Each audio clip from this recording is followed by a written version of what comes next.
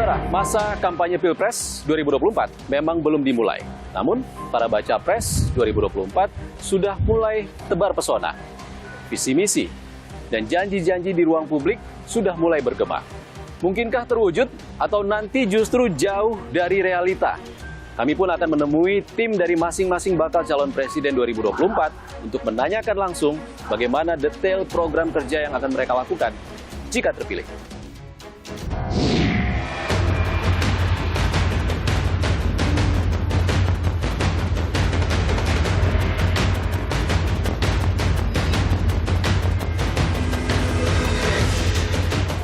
Jelang pemilu 2024, kontestasi politik tiga bakal orang nomor satu di Indonesia kian ketat. Baca pres Ganjar Pranowo, Prabowo Subianto, dan Anies Baswedan ramai-ramai menjual gagasan terbaiknya demi menarik suara publik. Bukan sekadar intrik, setumpuk persoalan negeri kini menanti solusi para elit politik. Dua PR besar masih mencari jalan keluar. Ya, ekonomi dan penegakan hukum. Termasuk kasus korupsi pejabat negara yang tak kunjung kelar. Lalu, apa saja gagasan besar yang telah disampaikan para baca pres?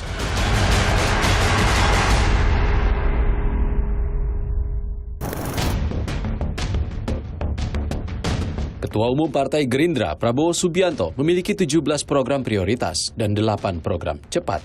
Di antaranya, mencapai swasembada pangan dan menjadi lumbung pangan dunia, memberantas angka kemiskinan, serta memberantas korupsi, membangun rumah murah untuk masyarakat desa, mereformasi politik, hukum, dan birokrasi turut jadi program prioritas.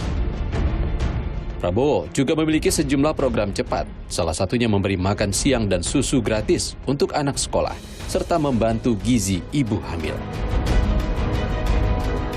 Sementara itu, baca pres PDI Perjuangan Ganjar Pranowo memiliki 6 pilar strategi menuju Indonesia Emas tahun 2045, yakni pangan, lingkungan, digital, energi, penegakan hukum, dan pendidikan serta kesehatan.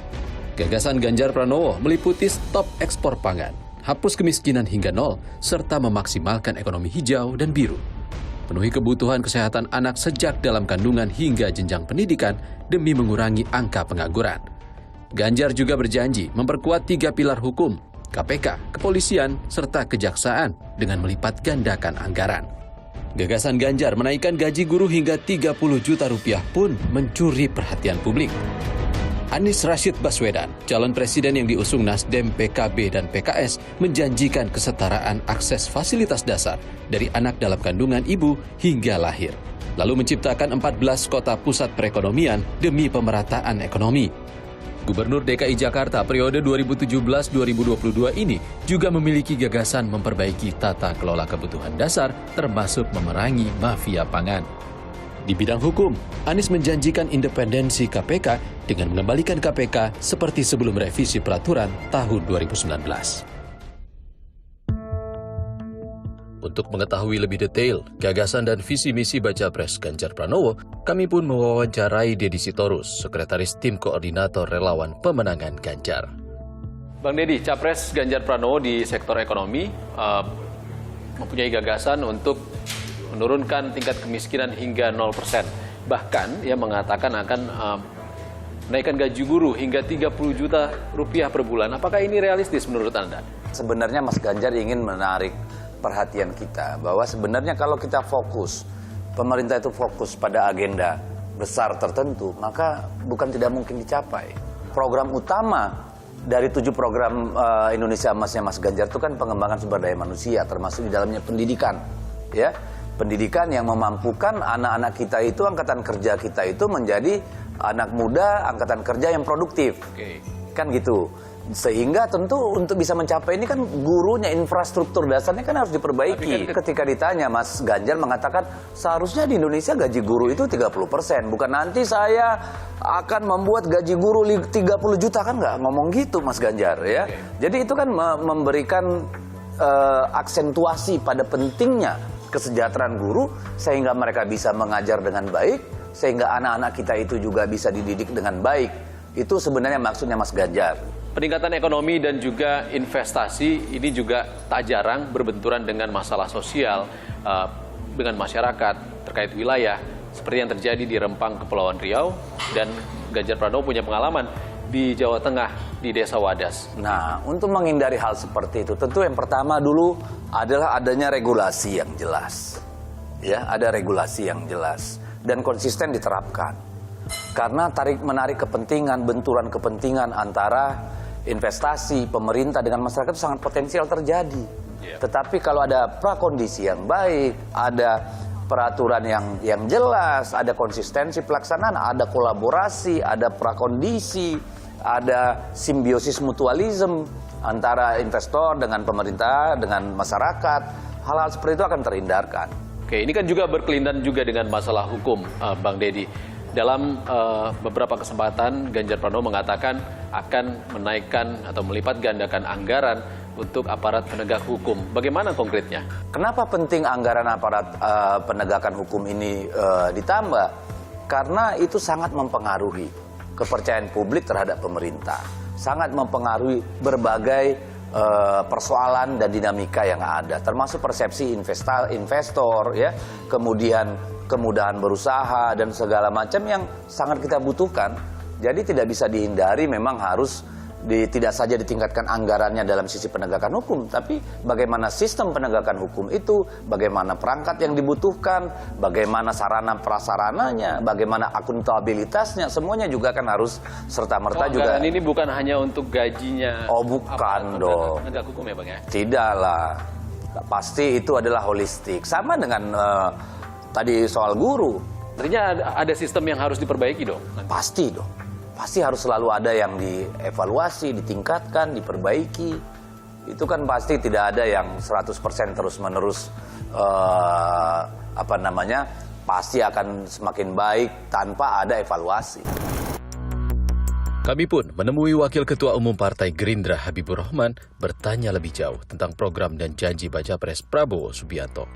Mas Habib, dalam beberapa kesempatan Prabowo Subianto sudah menyampaikan programnya. Dalam aspek ekonomi juga disampaikan, salah satunya yang paling sering diucapkan Prabowo Subianto di pidatonya, yang termasuk dalam 8 program cepat, yaitu makan siang gratis untuk anak sekolah dan juga susu gratis untuk anak sekolah. Sebelum kita breakdown sampai ke persoalan teknisnya, kita lihat prinsipnya dulu. Ya kan? Apa yang menjadi concern kita selama ini adalah stunting. Ya, stunting gimana itu sangat menentukan kualitas SDM kita, ya. Bagaimana masyarakat kita, daya pikir, daya kerja dan lain sebagainya haruslah unggul. Unggul itu artinya nggak boleh stunting, dia harus bergizi cukup. Nah, gizi cukup itu analisa kami adalah karena harus kita paksa dengan program yang memang dibuat oleh pemerintah. Yaitu makan siang berkualitas, ya, gratis. Ya, makan siang untuk anak-anak, ya, ini ya memang dari kecil membutuhkan itu. Lalu susu, nah kita ini kan tingkat konsumsi susu mungkin cukup rendah, tergolong rendah. Bahkan dibanding negara-negara sekitar, Malaysia, Singapura, ya, mereka pagi sarapan susu, kita teh manis saja, teh tawar aja kadang-kadang sudah bersyukur kan, ya. Nah, ini yang perlu ditingkatkan. Apakah realistis? Sangat realistis. Apakah mungkin? Sangat mungkin. Kalau mengandalkan food estate, sebenarnya food estate sudah dilakukan oleh Presiden Joko Widodo dan itu dipercayakan kepada Menteri Pertahanan Prabowo Subianto. Namun banyak pihak yang mengatakan food estate itu justru gagal. Ya, bahkan ada yang pihak sempat mengatakan food estate itu adalah kejahatan lingkungan, which is nonsense, ya. Jadi itu kan yang baru berjalan itu kan prototipe yang diinisiasi Kemenhan, ya, dan belum ada Rp1 pun APBN yang dikelola oleh Kemenhan terkait food estate ini. Jadi mau dikatakan gagal dari mana ini program? Jadi kan sudah prototipe, dan saya pikir kalau Anda lihat di berbagai negara, ya, ini memang nggak gampang, ya. Yang menjadi lahan untuk food estate itu kan harus dikondisikan terlebih dahulu. Itu di banyak banyak lokasi, informasi yang kami dapat sudah mulai berhasil. Jadi kan ini kan baru beberapa tahun, ya, baru beberapa tahun. Dan Oke, kita bergeser ke masalah pemberantasan korupsi, Mas Habib. Kalau di program cepat Pak Prabowo yang ada 8 itu tidak tercantum sebenarnya pemberantasan korupsi. Kenapa tidak buru-buru gitu? Jadi gini, pemberantasan korupsi itu kan program yang harus berkesinambungan, ya. Dan kita lihat sekarang ya, terlepas berbagai macam kritikan, tapi pemberantasan korupsi kita sekarang ini ada perkembangan signifikan di zamannya Pak Jokowi, which is di masa sebelumnya menurut saya kurang dimaksimalkan.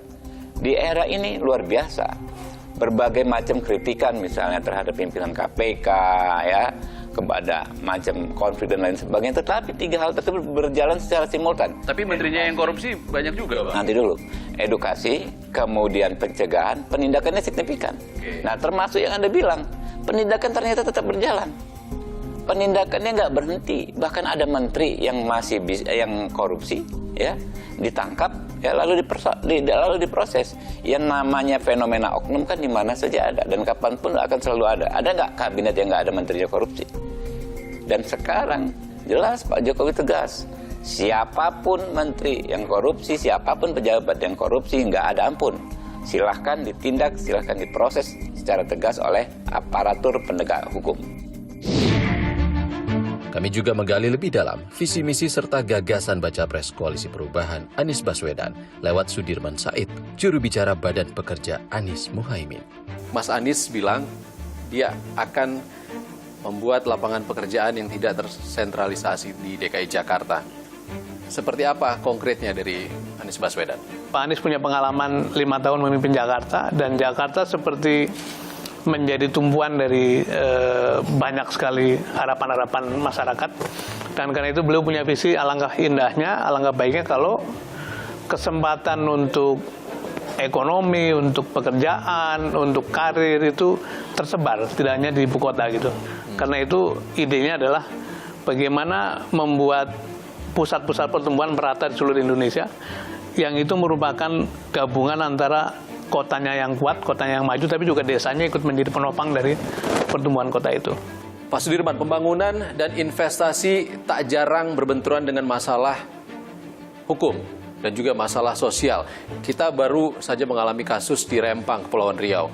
Tapi sepanjang perjalanannya, di 2019 ada kasus di Sunter Agung, ada kasus Jakarta International Stadium. Bagaimana ke depannya jika terpilih Anies Baswedan menghindari hal-hal seperti ini terulang kembali? Tidak ada pembangunan yang tidak punya dampak sosial, itu betul. Tapi Pak Anies selalu menekankan sebetulnya kalau policy itu susunan atau caranya mengelola adalah mulai dari benefit bagi masyarakat atau tidak. Gitu. Yang kedua, apakah ini memenuhi rasa keadilan. Yang ketiga, soal kelayakan atau operasionalisasi.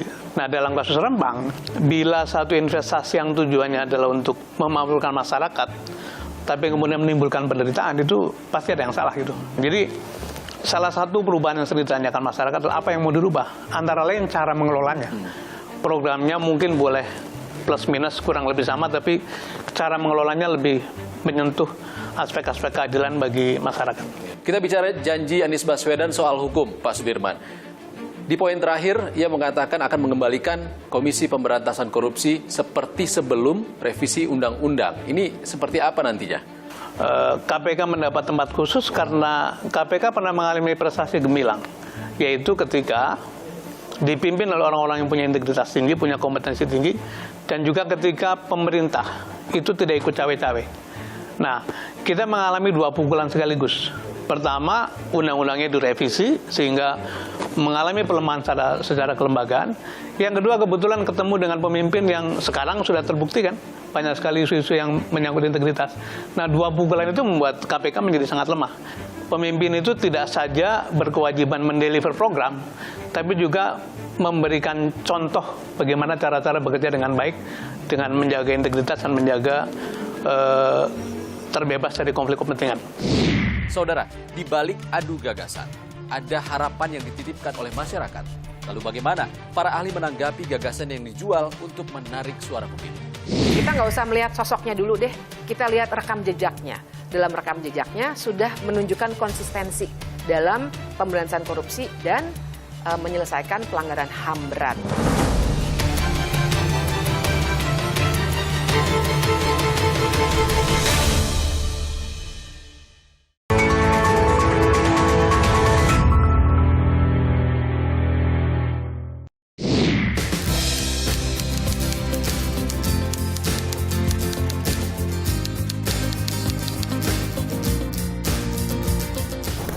ada program yang anak-anak muda bisa usaha-usaha sendiri juga. Jadi kan yang kita tahu jumlah entrepreneur di Indonesia 3%, 4% doang. Kalau di negara-negara maju ada belasan persen, 10%. Jadi ya aku sih lebih pengen ke situ sih Mbak. Jadi banyak teman-teman yang partisipasi. Kalau pemerataan ekonomi ya dengan adanya yang IKN itu sih menurut aku jadi salah satu cara untuk meratakan perekonomian ya, perihal hukum ya. Yang pasti sih harapan aku bukan cuman tajam ke bawah tapi tumpul ke atas, tapi rata sih. Kalau misalnya ibaratnya memang itu memang ibaratnya dari kalangan pejabat ya memang harus ditindak secara tegas juga lah. Kemarin yang itu ya penggusuran sama ini swasembada pangan ya, yang sekarang itu yang harus diperkuat soalnya musim kemarau juga, ini kedepannya juga nggak ngerti, apalagi suruh makan ubi lah. Itu sih kalau masalah hukum ya kalau bisa koruptor dihukum seberat-beratnya.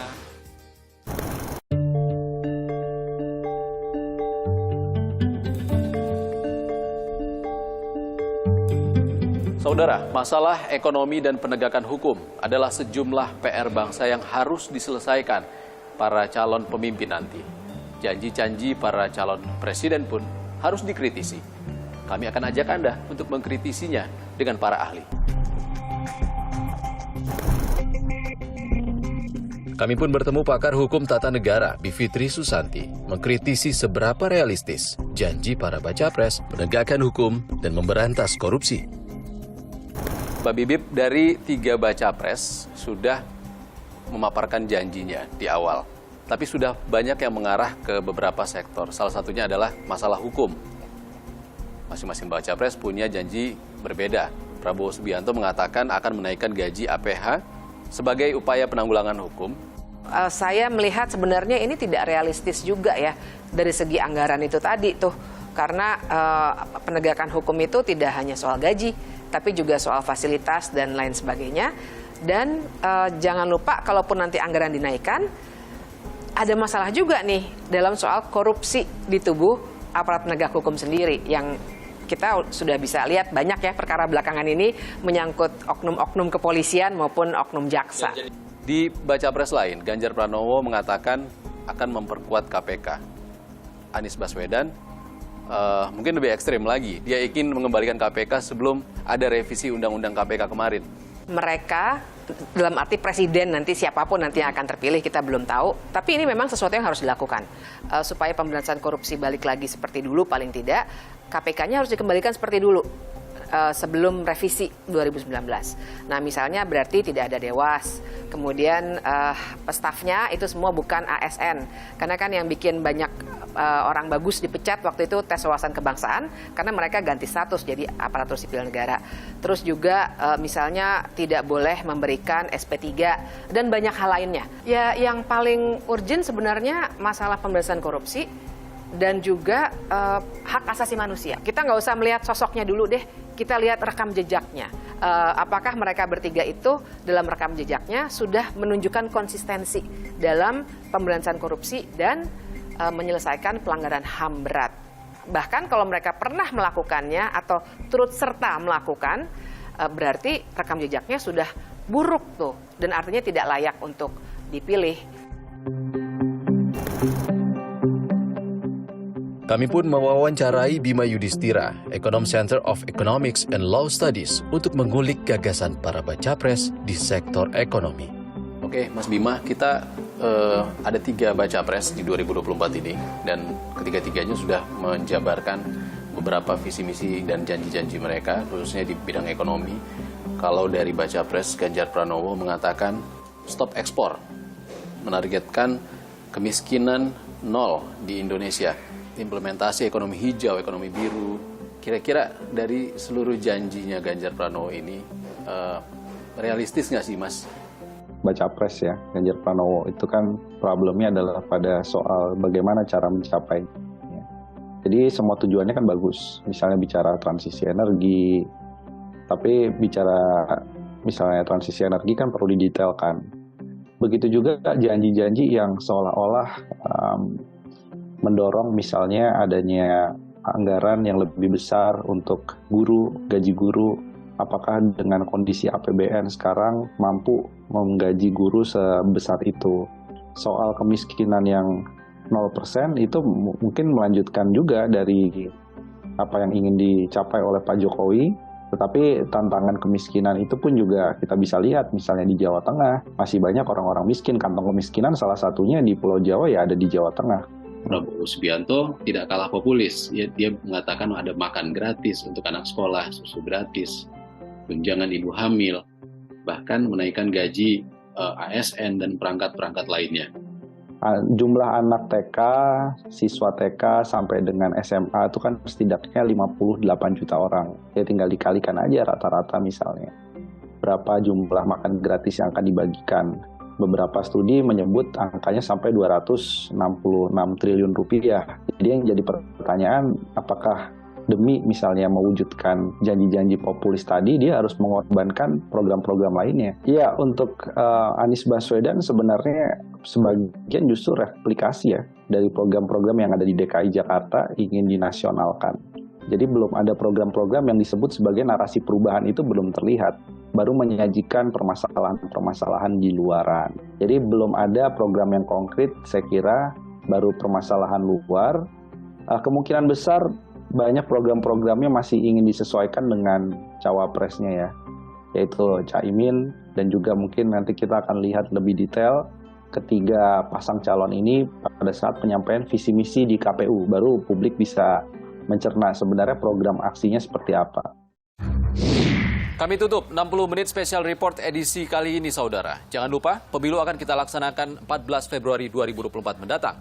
Dan pastikan untuk tetap mengikuti perkembangannya di Kompas TV, independen, terpercaya. Saya Ihsan Sitorus pamit. Sampai jumpa.